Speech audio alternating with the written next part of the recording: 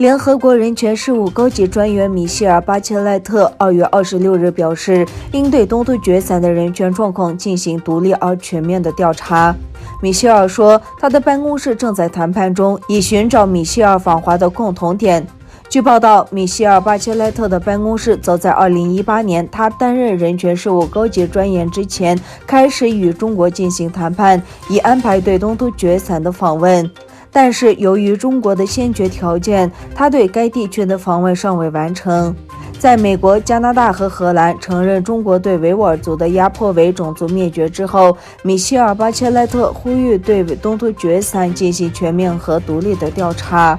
据美联社报道，米歇尔发言人拉维纳说，正在与中国就米歇尔的准备性技术访问进行磋商，但这种访问应确保进行真正的调查。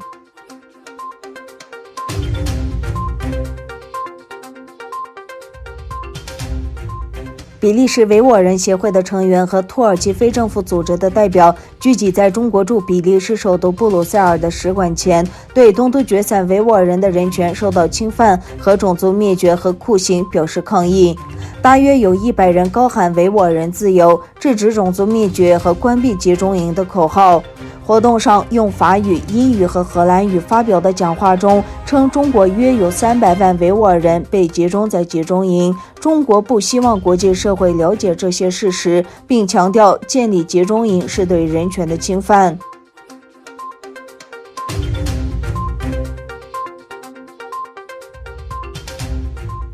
土耳其大联盟党主席穆斯塔法在谈到中国对维吾尔族人的破坏时说，有人说将对中国发动战争吗？他说，如果需要的话，我们将对中国宣战，我们不害怕任何一个国家，但是在战前我们有事要做。大联盟主席穆斯塔法在福克斯电视台上发表了有关中国破坏维吾尔族人的声明。在谈到与中国的对外贸易额失衡时，穆斯塔法说，我们与中国的对外贸易额为250亿美元，我们购买其中的230亿美元，而我们只售出其中的20亿美元。换句话说，我们对外贸易逆差的40%来自我们与中国的贸易。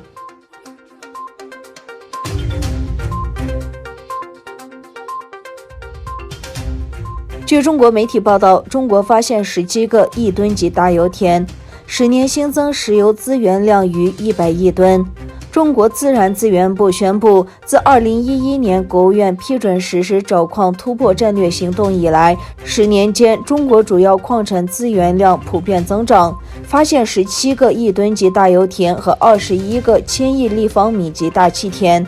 10年间，中国石油、天然气新增资源量分别为101亿吨、6.85万亿立方米。众所周知，东突厥散的油田占中国石油和天然气储量的很大一部分。